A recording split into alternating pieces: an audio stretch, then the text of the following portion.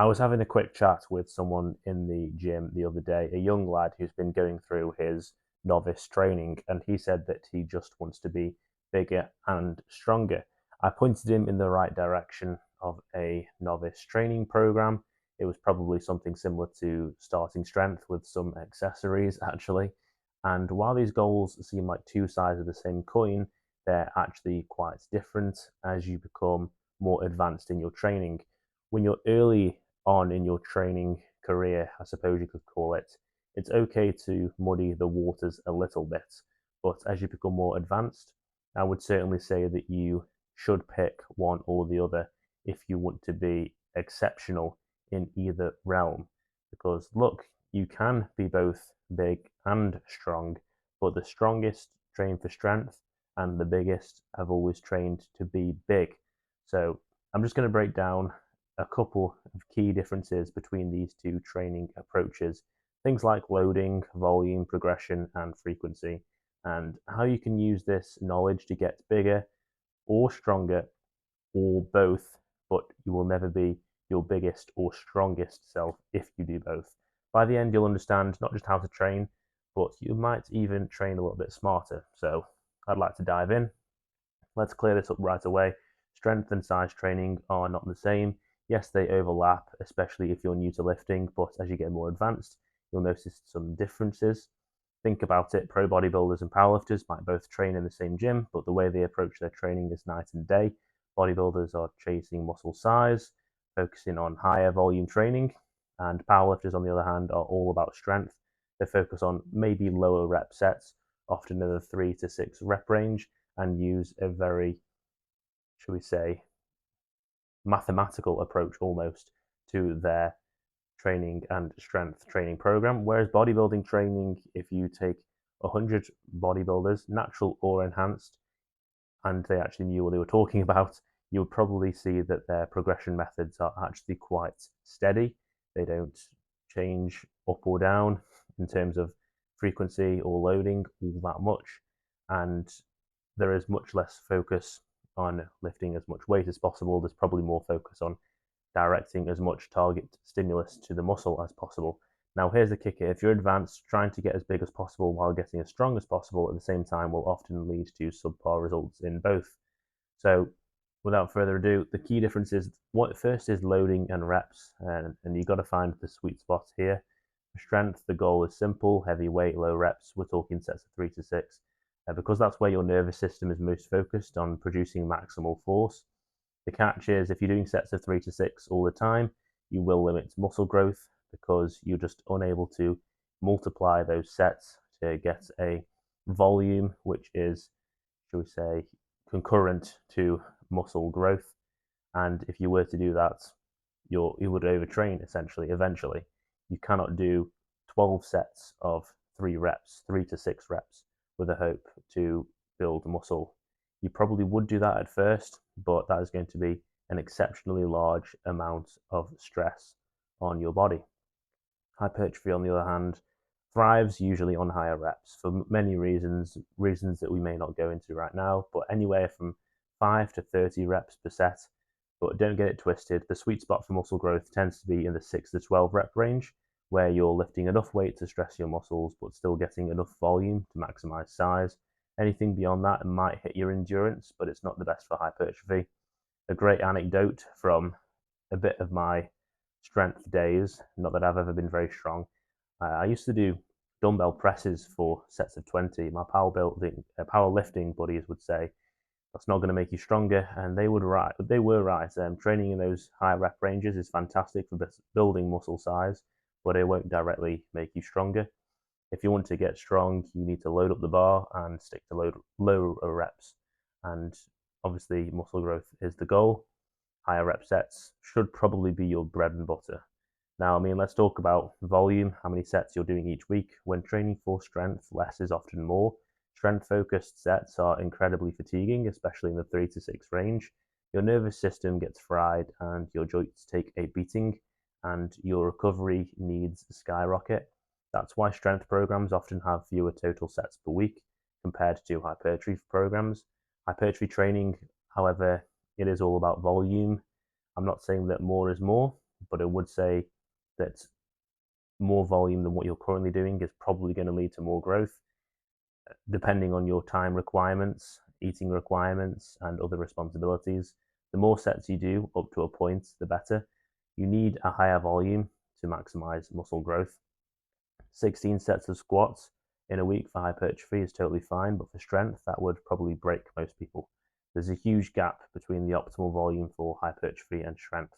Now, I mean, I just want to touch on lifting heavier versus doing more. Progression in strength training is crystal clear. Add more weight to the bar. Strength comes from progressively lifting heavier weights, plain and simple. Sure, your technique improves and you build some muscle along the way, but strength gains are all about load. You're chasing bigger numbers week after week. Hypertrophy is a little bit different. You want to increase the load, but doing more reps and more sets is just as important.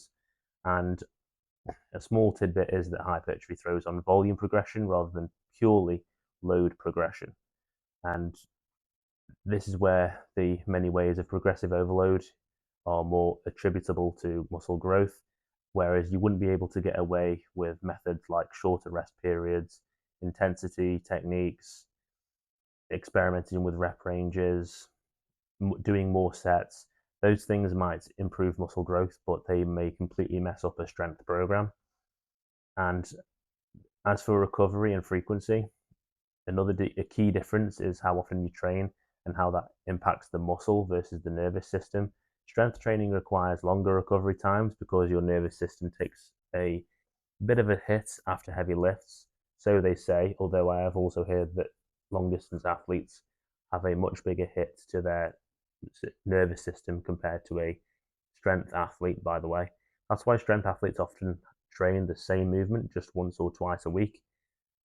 Training any more than that can result in stagnation due to taking too much of a beating, but also because the body adapts to the movement in a way that it can't repeat it that often for other reasons. That's something that Louis Simmons touched on. So, I mean, that's where variation comes into play for strength and training with different strength curves to get that strength adaptation. Hypertrophy training, however, allows for more frequency because it doesn't tax the nervous system as hard. In fact, you can train a muscle group multiple times a week if you manage your volume and recover correctly. So, strength is movement specific. If you want a stronger squat, you need to squat or at least do variations of the squat. Bodybuilders, on the other hand, can use a variety of exercises to target muscle growth. For example, if you're training for hypertrophy, you might do squats one day, but maybe they don't feel the best, so you just completely ditch them and just do leg extensions and just hit those on your quads for a whole week even and grow your quads just fine. And variety is the spice of life when you're training for hypertrophy. For strength, sticking with core lifts like squats, deadlifts, and presses is key, and then just using variations of those lifts. So, I mean, can you do both? I mean, take strength. Start with strength in each session. Begin with your compound lifts. Stick in the 3 to 6 rep range. If you're doing a max effort session, then yeah, sure. Using 90% of your 1 rep max for sets of 1 is going to be just fine.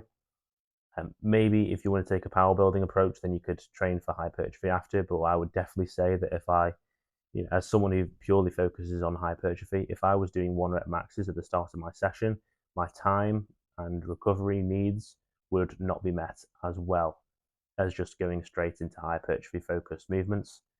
You could make an argument for phasing your training, using different phases of hypertrophy and strength training, spending a few months working on strength and size, but this can be much harder to measure. And often, as soon as you are developing one adaptation, you may start to lose the other. Keep volume in check. For a hybrid program, start at the minimum effective volume for hypertrophy and gradually increase load. You won't need as many sets as a pure hypertrophy program, but you'll still see muscle growth while seeing significant strength gains.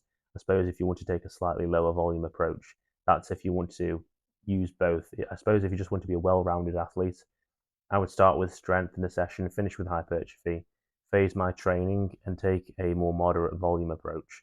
So, I mean, wrapping it up, strength training and hypertrophy training, they are related, but they're not the same. And the longer I train, the more I see, both in terms of progression methods, the techniques I use. You can see me here, even on this machine row. This is not going to ever, ever, ever improve my deadlift. A lengthened partial one arm machine row with straps hunched over. No, this will never improve any lift of mine. But my back is looking pretty insane here. It's growing it quite nicely. And this is just one of the many examples of movements that I will do that aren't in any way related to getting stronger, even though you may see the weight on the stack going up over time. This will never improve my lifts. So you could say that I'm getting stronger, but you could probably take any realistic strength movement and I will be just as weak on that movement months from now as I am now. Same with these on the fly presses. Will this improve my bench? Yeah, it probably will a little bit. I mean, now I'm up to about 35 kilograms. You know, when I was considering I pressed from 20, I've progressed nicely from 20 kilograms. Yeah, that's probably going to improve my bench, but nothing like doing sets of 3 with bench variations will. It will never improve it like doing that will. So, hope this was relevant to you guys. If you've got any questions or things you've observed in your own training, let me know, and I'll chat to you in the next one.